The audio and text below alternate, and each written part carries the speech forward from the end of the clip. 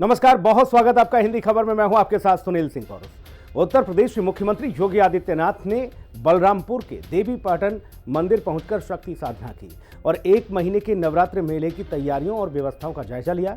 इसके बाद योगी ने महाराजगंज को 654 करोड़ की विकास परियोजनाओं का शिलान्यास भी किया और अगले 3 साल में गरीबी खत्म कर उत्तर प्रदेश को देश का नंबर 1 राज्य बनाने का संकल्प लिया। इस मौके पर मुख्यमंत्री योगी ने वक्फ की जमीन खोरी पर भी जमकर निशाना साधा और कहा कि वक्फ बोर्ड के बहाने कब्जे की कहानी का अब अंत होगा। देखिए हिंदी खबर की ये सुपर स्पेशल रिपोर्ट। योगी की शक्ति साधना, नंबर 1 यूपी की कामना। योगी का विजन, विकसित यूपी का मिशन। हिंदुत्व की सियासत, जरूरी हर धार्मिक विरासत। योगी के नेतृत्व में विकास की ऊंचाइयों को छूता यूपी। पहले 2027 की बारी, फिर 2029 की तैयारी। आस्था, परंपरा और विकास के संतुलन के साथ उत्तर प्रदेश के मुख्यमंत्री योगी आदित्यनाथ संस्कृति के संरक्षक और सुशासन के प्रतीक बन चुके हैं।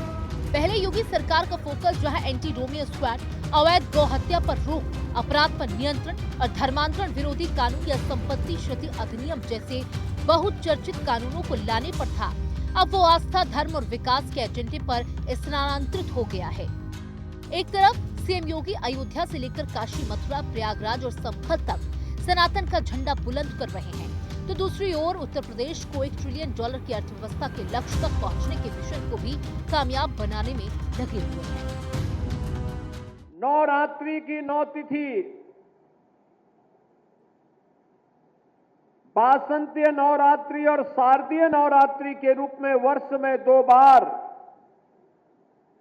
जगत जननी मां भगवती के अनुष्ठान के इस आयोजन के साथ प्रत्येक सनातन धर्मावलंबी जुड़ करके जगत जननी मां भगवती से शक्ति की याचना करके अपने आप को लोक मंगल के लिए, राष्ट्र के कल्याण के लिए समर्पित करता है।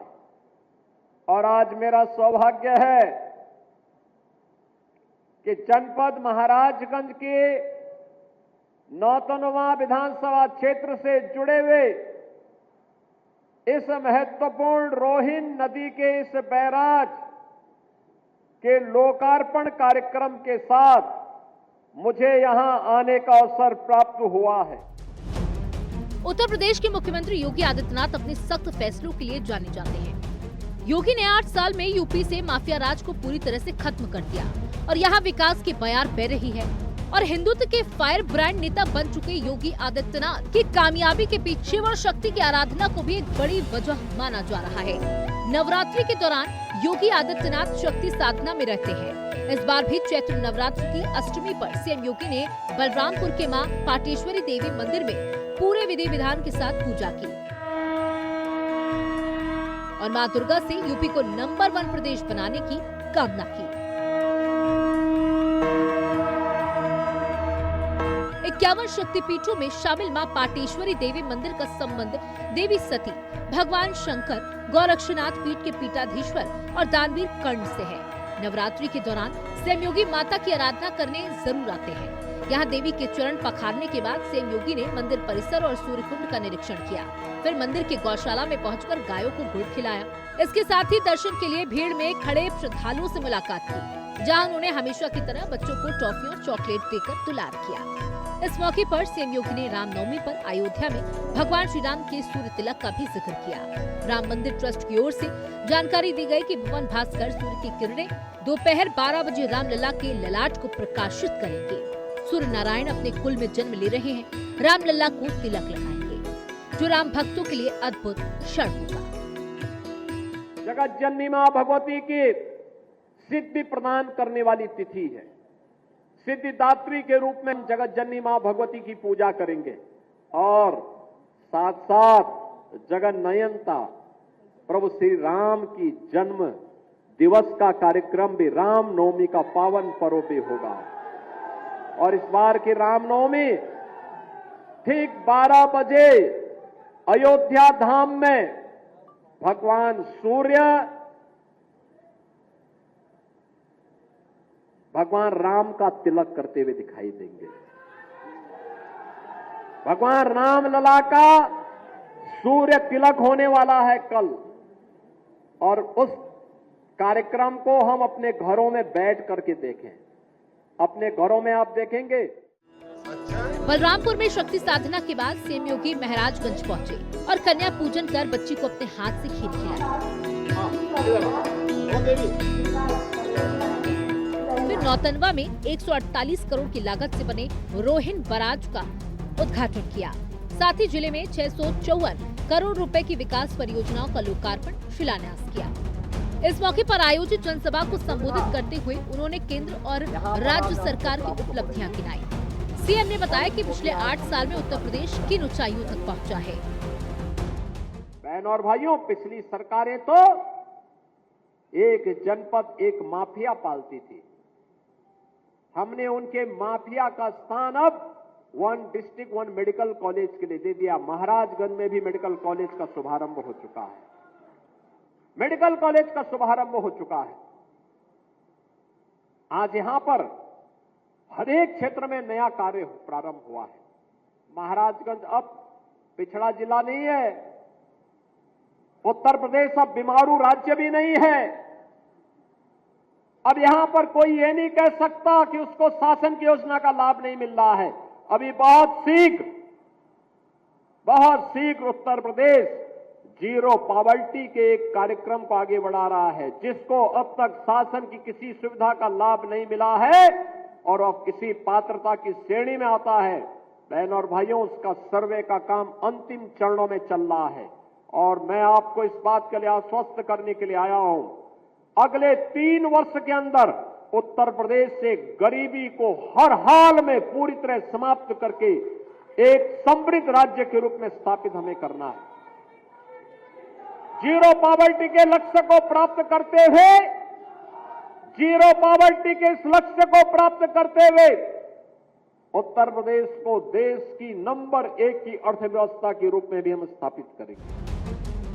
सीएम योगी ने महाराजगंज में जिस रोहिन बैराज का उद्घाटन किया, उसे किसानों के लिए वरदान माना जा रहा है। बैराज का नाम मां जगत जननी के नाम पर रखा जाएगा। लंबे समय से क्षतिग्रस्त इस बैराज के पुनर्निर्माण से 6000 हेक्टेयर क्षेत्र में किसानों को सिंचाई की सुविधा मिलेगी।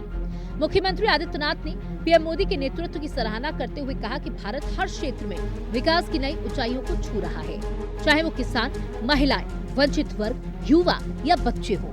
समाज के हर वर्ग तक बिना किसी भेदभाव के सरकारी योजनाओं का लाभ पहुंच रहा है। इस मौके पर योगी आदित्यनाथ ने एक बार फिर से कहा कि 2017 में यूपी देश में 7वें नंबर पर था, लेकिन आज ये देश की दूसरी सबसे बड़ी अर्थव्यवस्था बन चुका है और संकल्प लिया है कि अगले 3 साल में यूपी से गरीबी खत्म कर यूपी को देश का नंबर 1 राज्य बनाएंगे। 2016-17 में उत्तर प्रदेश की अर्थव्यवस्था 12 लाख करोड़ थी, जो अब बढ़कर 27 करोड़ 50 लाख से ज्यादा हो चुकी है। योगी सरकार का टारगेट इसे 2030 तक ट्रिलियन इकोनॉमी बनाने की है। नया अवसर आया है उत्तर प्रदेश के लिए कि हम उत्तर प्रदेश को भी देश की नंबर 1 की अर्थव्यवस्था बना सकते हैं।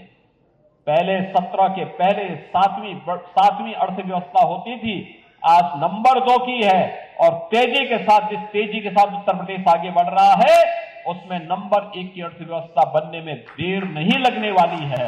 बस आप सभी नौजवानों को खड़ा होना होगा। सनातन से संभल तक, सियासत से विरासत तक, हर मुद्दे पर योगी अपनी बेबाक अंदाज से अपनी बात को रखते हैं। योगी का कहना है कि जोड़ने वाले लोग मानव परंपरा में हैं, जबकि तोड़ने वाले दानव परंपरा। और जो लोग डिस्कवरी ऑफ इंडिया से भारत की खोज को मानते हैं, वो भारत को कभी समझ नहीं पाएंगे, बल्कि भारत को वही समझ पाएंगे जो आध्यात्मिक परंपरा को भगवान राम, कृष्ण, शिव और शक्ति की परंपरा जानते हैं। और देश में इस वक्त वक्फ के नए कानून को लेकर बवाल मचा है। संसद से दोनों सदनों से वक्फ संशोधन विधेयक बहुमत के साथ पारित हुआ। राजनीतिक दल शोर करते रहे। सियासी पारी के बीच उत्तर प्रदेश के सीएम योगी आदित्यनाथ ने वक्फ संशोधन विधेयक को लेकर कहा कि वक्फ बोर्ड के नाम पर अब कोई डकैती नहीं चल सकेगा, बल्कि इस संपत्ति का उपयोग स्कूल और मेडिकल कॉलेज बनाने के लिए होगा। साथ ही सीएम योगी ने ये भी कहा कि वक्फ के नाम पर अब किसी तरह की कोई मनमानी नहीं चलने दी जाएगी। सरकार इस दिशा में ठोस कार्रवाई करेगी। देश की की संसद में वक्फ बोर्ड संशोधन अधिनियम पारित किया है। अब वक्फ बोर्ड के नाम पर जमीनों पर कोई डकैती नहीं डाल सकता है, लूट खसोट नहीं हो सकती है, चौराहे की जमीनों पर कोई कब्जा नहीं कर सकता है। अब सार्वजनिक संपत्ति जो भी होगी, जो राजस्व की भूमि होगी, उसका उपयोग विद्यालय बनाने में, चिकित्सालय बनाने में, कॉलेज बनाने में, मेडिकल कॉलेज बनाने में, ऐसे बैराज बनाने में, गरीबों के लिए आवास बनाने में ही उसका उपयोग होगा। मैं इसके लिए प्रधानमंत्री मोदी जी का, गृह मंत्री अमित शाह जी का हृदय से आभार व्यक्त करता हूं, क्योंकि उत्तर प्रदेश में भी लाखों एकड़ लैंड वक्फ बोर्ड के नाम पर नाजायज तरीके से कब्जा करने का काम हुआ था। इसमें किसी गरीब का कल्याण नहीं हो रहा था, चंद लोगों के लिए लूट का एक माध्यम बन गया था। इस लूट पर अब लगाम लगेगी, सख्ती से लगाम लगेगी। साल 2017 से यूपी की कमान संभालने के बाद सीएम योगी साफ सुथरा शासन और आम आदमियों की सुरक्षा के मिशन पर काम कर रहे हैं। सीएम योगी एक के बाद एक ऐसे फैसले ले रहे हैं जिससे यूपी विकास पथ पर आगे बढ़े। 8 साल से यूपी की सत्ता संभाल रहे सीएम योगी अगला बड़ा मिशन 2027 का विधानसभा चुनाव है। अब योगी के निशाने पर मिशन 2027 है। वक्फ बिल पर चर्चा के दौरान अखिलेश यादव के एक सवाल के जवाब में गृह मंत्री अमित शाह ने योगी आदित्यनाथ के तीसरे टर्म पर अपनी मुहर लगा दी और अगर इसी तरह से योगी का जलवा जारी रहा तो फिर 27 में योगी को जीत की हैट्रिक लगाने से कोई नहीं रोक पाएगा। हिंदी खबर की स्पेशल रिपोर्ट।